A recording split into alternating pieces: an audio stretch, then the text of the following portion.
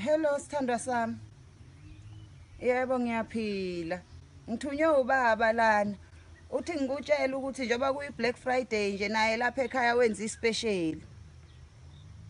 Uthi ngikutshela ukuthi kule inkomo eziyisikhombisa ezayisele noma usungaletha nje izimbuzi zibe yisihlanu. Kodwa ke kuyomele uyilethe lingakapheli usuku la namhlanje ngoba meke kwaphela usuku nje hayi ke kuphindela emalini enanivumelene ngayo. Nesithandwa sami uthe ngikutshela ukuthi ngisho umembeso uzokuphulela nje kahle kabi. Uthi nje uzombesa 1 besa 1 free.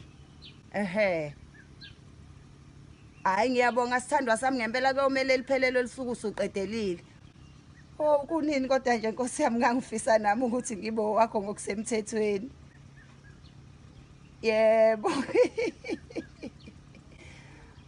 Usithandwa sami. Cha phela minganele imali nami ngingakuboleka ikhona encane bengidlala ngayo istokfela. Wena usiyokhokhela mina.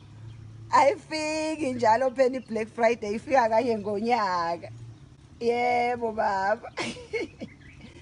Hayi ke ngizomtshela ubaba.